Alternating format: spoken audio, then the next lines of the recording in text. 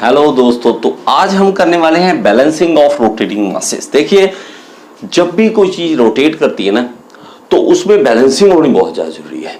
अगर बैलेंसिंग सही नहीं है तो भाई वो वाइब्रेट करेगा, सीधी सी बात है। आपने फैन को देखा होगा, नॉर्मल घरों में एग्जांपल है, अगर फैन का एक भी विंग आप इवन उसको थोड़ा मोड़ भी दोगे ना विंग को, तो उसकी शेप चेंज हो जाएगी, उसके थ्रू फ्लो एयर का वो गड़बड़ा जाएगा और तभी आपका फैन जो है मूव करना लग जाएगा, हिलने लग जाएगा। और आप कहोगे यार ये फैन सही हवा नहीं दे रहा और हिल रहा है, इसमें प्रॉब्लम है। प्रॉब्लम किस चीज की है? बैलेंसिंग की है।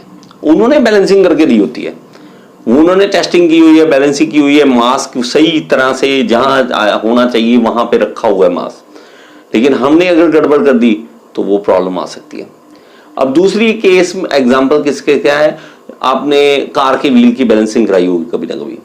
कार का व्हील जो है ना, वो अगर हिल रहा है, इस तरह से मूव कर रहा है, ठीक है, आप कहेंगे यार कोई दिक्कत है इसमें व्हील में, तो व्हील की बैलेंसिंग सही नहीं है, ठीक है।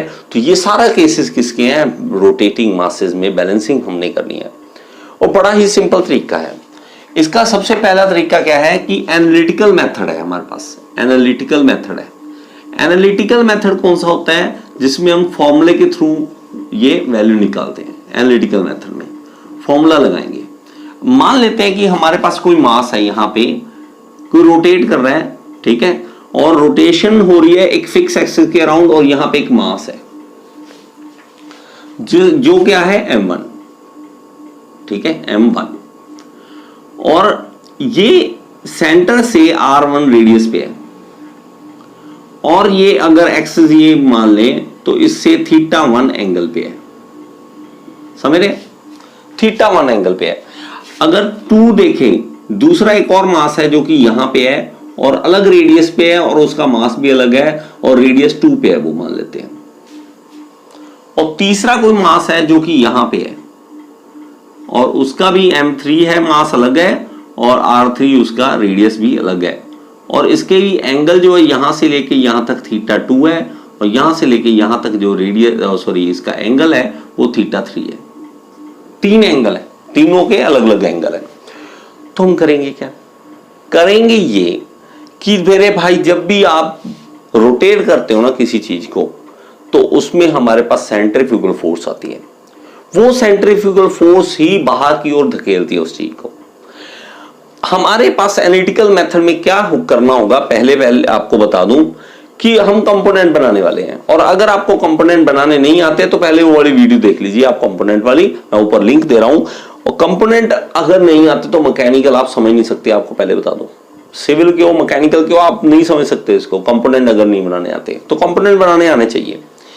हम करेंगे क्या, इसका करेंगे क्या, फोर्स देखेंगे जो कि इसको बाहर की ओर खींच रही है, उसके कंपोनेंट बनाएंगे। फोर्स देखेंगे इसको बाहर जो खींच रही है, सेंट्रीफ्यूगल फोर्स, और उसके कंपोनेंट बनाएंगे, इसका बनाएंगे, ठीक है, फोर्स और कंपोनेंट बनाएंगे, और उनकी हॉरिजॉन्टल कंपोनेंट और वर्टिकल कंपोनेंट को जोड़ देंगे कि दोनों मिलके, ठीक है, हॉरिजॉन्टल सारे, इसके हॉरिजॉन्टल हॉरिजॉन्टल हॉरिजॉन्टल ये मिलके किस तरफ खींच रहे हैं चीज को, ठीक है, कितनी फोर्स से खींच रहे हैं, इसका वर्टिकल वर्टिकल वर्टिकल किस तरह से खींच रहे हैं, बात समझ रहे हैं? उनको जोड़ेंगे, ये हमारा छोटा सा काम है, और उसका जो रिजल्टेंट आएगा वही रिजल्टेंट हमारा होगा। मैं बताऊं कि एक तरह से ये है कि ये इधर से खींच रहा है किसी चीज को, हम की लड़ाई हो जाती है ना कई बार, ये चेयर के लिए बड़ी लड़ाई होती है, ठीक है, खास करके हॉस्टल का जो रूम नहीं होता, कॉमन रूम, वहां पे चेयर के लिए बड़ी लड़ाई होती है।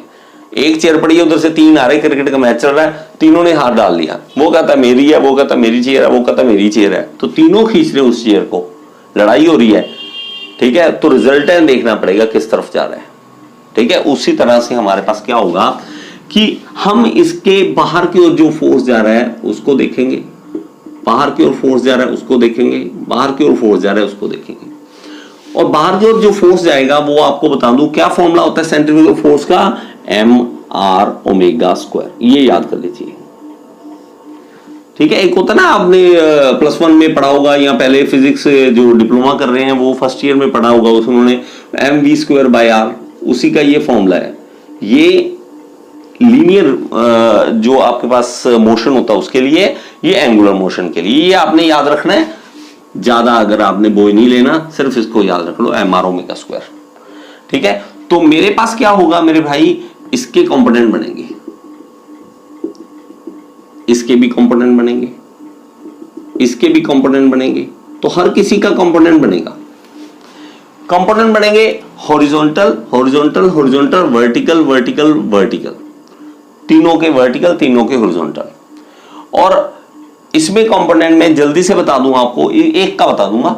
ठीक है, तो मेरे पास इसको मैं बना देता हूं, मेरे पास ये है mr ओमेगा स्क्वायर, इसका m1 है m1, r1 है r1, हो गया ओमेगा स्क्वायर। और मेरे पास इसके दो कंपोनेंट बनेंगे, एक इस साइड एक इस साइड। थीटा, ये एंगल अगर है थीटा 1 है तो एंगल के सामने वाला क्या होता है, परपेंडिकुलर, और परपेंडिकुलर क्या होगा, sine theta. m1 r1 omega square sine theta, यहां पे क्या आएगा m1 r1 omega square cos theta 1। समझ रहे? ठीक है, तो ये कंपोनेंट का ही खेल है और कुछ नहीं है इसमें मेरे भाई। हर किसी में ना omega square omega square omega square common आना है और बाद में कटना है, इसलिए मैं पहले ही कंफ्यूजन से दूर कर रहा हूं, इसको बाद में कटना है इसने। ठीक है, तो इसको कंफ्यूजन से बाहर कर देते। ओमेगा स्क्वायर यहां से जा चुका है, तो हमने बार बार ओमेगा स्क्वायर को नहीं लेना, तो जब भी हम फॉर्मूला लगाएंगे तो mr बस। ठीक है, ओमेगा स्क्वायर बाद में कटना होता है इसलिए।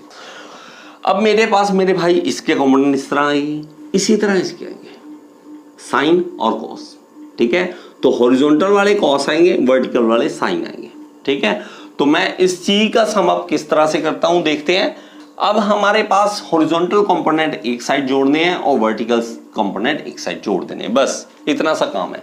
और उसका हमने क्या करना है, रिजल्टेंट ले लेना है। रिजल्टेंट लेना भी आपको आना चाहिए।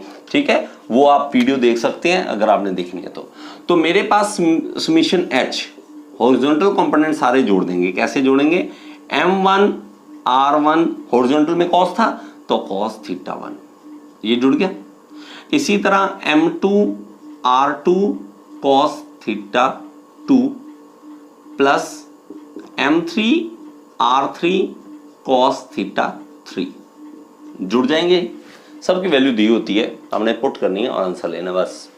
Summation v m1 r1 sin theta 1, m2 r2 sin theta 2 plus m3 r3 sin theta 3 जुड़ जाएंगे। अब ये होगा क्या, हॉरिजॉन्टल वाले मिलके एक बड़ा स्ट्रॉन्ग कंपोनेंट बनाएंगे, वर्टिकल वाले मिलके एक स्ट्रॉन्ग कंपोनेंट बनाएंगे। कईयों को डाउट होगा सर ये तो ऊपर जा रहा है ये नीचे जा रहा है, आपस में कैसे प्लस होंगे, ये क्या होगा। भाई जब वैल्यू डालोगे ना थीटा की, आपको बताऊं तो अपने आप प्लस माइनस और साइन अपने आप बदलने हैं। ठीक है, साइन जैसे है 180 से ज्यादा आ जाएगा तो वहां पे तो अपने आप माइनस वैल्यू आ जाएगी उसकी, तो मैंने ही नहीं करना, वो अपने आप जब वैल्यू डालोगे ना अपने आप माइनस। यहाँ पे अगर थीटा 3 ज्यादा आ गया 180 से और साइन है तो यहाँ माइनस, यहाँ पे जो वैल्यू आएगी माइनस में आएगी, इसको माइनस कर देगी, अपने आप कर देना उसने। जो अगर ऊपर जा रहा है और नीचे जा रहा है, ठीक है, तो आपस में माइनस होके देखेंगे फाइनल रिजल्टेंट कौन सा, इसका आएगा। ठीक है, अगर मैं आपको एग्जांपल दूं कि ऊपर जाने वाला 15 है, ये वाला मान लो, और ये भी ऊपर जाने वाला 15 है, 15 और 15 30 हो गए, मिलके ये लाइन बन जाएगी 30 की, 15 और 15 30 बन जाएंगे। लेकिन नीचे जाने वाला मान लो 12 है, तो 30 में से 12 माइनस हो जाएंगे, 30 में से 12 माइनस हो जाएंगे। ये 30 था ना, टोटल 30 था, तो 12 माइनस हो जाएंगे। 12 माइनस का मतलब क्या है कि 18 पे रुक जाएगा यहाँ आके ये, तो ये लाइन जो फाइनल बनेगी ये बनेगी इतनी। वो हमारी टेंशन नहीं है, वो अपने आप इसने करना है। ठीक है, अब हमारे पास क्या हो गया कि स्ट्रॉन्ग कंपोनेंट ये बन गया, स्ट्रॉन्ग बन गया ये। अब दोनों का रिजल्टेंट किस तरह से निकलेगा, रिजल्टेंट के लिए आपको formula under root summation h का स्क्वायर समीशन v का स्क्वायर ये कर देंगे, दोनों जोड़ देंगे। तो जो वैल्यू इनको प्लस करने के बाद आएगी वो यहां रखेंगे, जो वैल्यू इनको प्लस करने के बाद आएगी यहां रखेंगे और उसका अंडर रूट कर देंगे। ठीक है, वो हमारे पास क्या आएगा, रिजल्टेंट आएगा। अगर वैल्यू मान लेते, मैं ऐसे ही कुछ भी बोल दूं कि इनको मिला के 500 न्यूटन आ रहा है, ये इतनी फोर्स आ रही है, मिला के रिजल्टेंट निकल रहा है, इस साइड जा रहा है, इधर है रिजल्टेंट, ठीक है। मतलब एग्जैक्ट मैं बोलूं कि इस साइड जा रहा है तो अभी एंगल फाइंड आउट करना रहेगा हमारा। वो कैसे फाइंड आउट करेंगे उसके लिए भी देख लो। देखो ये क्या बन रहा है, एक तरह से ट्रायंगल बन रहा है। ये किस तरह, ये इधर ले जाऊं अगर तो मैं इसको, इसकी जो परछाई है वो यहां ले जाता हूं, इसकी परछाई यहां लेके जाएंगे तो ये क्या बन गया, ट्रायंगल बन गया ना। ये अगर एंगल थीटा है, ठीक है, ये एंगल थीटा है, या फाई लिखते हैं कई बुक तो फाई लिख सकते हो। अगर आपने फाई नहीं लिखना, थीटा लिखना, बीटा लिखना, जो मर्जी लिख लो। थीटा है तो हमारे पास थीटा के सामने परपेंडिकुलर और ये बेस, तो टेंजेंट थीटा क्या बन जाएगा, टेंजेंट थीटा क्या बन जाएगा, परपेंडिकुलर ओवर बेस। अब परपेंडिकुलर है क्या, ये क्या है, ये है समीशन v और ये क्या है, समीशन h। तो समीशन v ऊपर लिख देंगे और समीशन h नीचे लिख देंगे। जो वैल्यू समीशन v की यहां से आएगी यहां लिख देंगे, जो वैल्यू समीशन h की आएगी यहां लिख देंगे। और थीटा जब निकालेंगे तो थीटा क्या आ जाएगा, थीटा आ जाएगा टेंजेंट इनवर्स कर देंगे, tangent inverse summation v upon summation h। तो वो जो वैल्यू आएगी मेरे ब्रदर, वो एंगल निकल जाएगा कि ये रिजल्टेंट किस एंगल पे एक्ट कर रहा है, ठीक है। कि तीनों खींच रहे हैं चेयर को, लेकिन ज्यादा फाइनली वैल्यू किस तरफ जाएगी, वो चेयर किस तरफ जाएगी। अगर मान लो इन्होंने इतना जोर लगाया, इसने लगाया, इसने लगाया, लेकिन फाइनल जो जा रही है चेयर इस साइड जा रही है,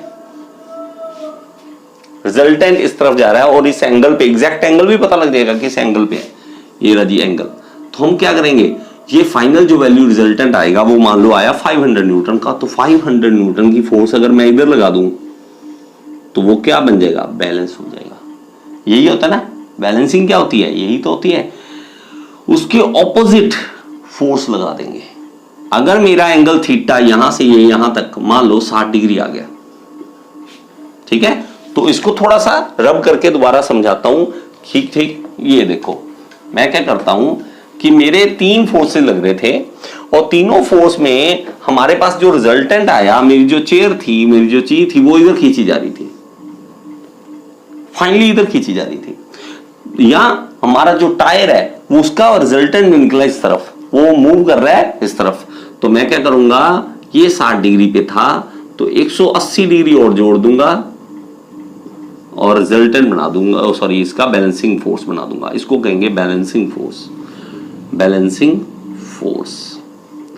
अब मुझे पता क्या पता लग गया मेरे भाई, ये पता लग गया कि बैलेंसिंग फोर्स 500 न्यूटन का होना चाहिए अगर रिजल्टेंट 500 न्यूटन आया। और कहां पे होना चाहिए, 60 और 180 240 डिग्री पे होना चाहिए। यहां से 240 डिग्री पे दूर जाके, और यहां पे मैं क्या लगा दूंगा, 500 न्यूटन का फोर्स। अब एक चीज रहेगी, एक चीज क्या रहेगी इसमें कि मेरे पास ये क्या आया था, फाइनल वैल्यू रिजल्टेंट क्या आया था, 500 न्यूटन। एक चीज पता क्या रहेगी, देखो ये जो रिजल्टेंट निकला था वो निकला था m और r की गुना। अगर मैं कैपिटल में लिखूं, क्योंकि वो सारा कुछ जोड़ने के बाद m छोटे थे सारे, वो कैपिटल लिख दूं m और r की गुना। ये था रिजल्टेंट, इसको पूरा लिख दूं ना, रिजल्टेंट r था रिजल्टेंट, और ये r क्या है, रेडियस। ये निकला मेरे भाई 500 न्यूटन। अगर मेरे पास ये पता हो कि रेडियस कितनी दूरी पे लगाना है तो मुझे मास पता लग जाएगा कि कितना मास लगाना है, ठीक है। वो मास पता लग जाएगा तो मास कैसे निकलेगा, 500 न्यूटन को डिवाइड कर देंगे r से, तो मेरे पास मास निकल गया, आएगा कितना मास लगाना है। और ये सारा काम ना, ये जो हम कर रहे हैं इतना, ये कंप्यूटराइज्ड हो चुका है। आपके पास गाड़ी होगी, गाड़ी की बैलेंसिंग जरूर देखना एक बार होती हुई, ठीक है। वो क्या करेंगे, कंप्यूटर को उसके साथ लगाता है और वो मूव करता है टायर को। जब मूव करता है तो अपने आप वो बताता है इतनी मास, इतना मास है, ग्रामों में लगाते हैं, इतना मास लगा दो, यहां पे लगा दो, उसके बाद व्हील बैलेंसिंग हो जाएगी, आपको टेंशन लेने की जरूरत नहीं है, ठीक है। तो हमारे पास इस तरह से एनालिटिकल मेथड होता है, ठीक है। अगली वीडियो में मैं ग्राफिकल मेथड कराऊंगा। ये आपको समझ आया या नहीं आया, आप जरूर कमेंट में बताइए। Thank you so much.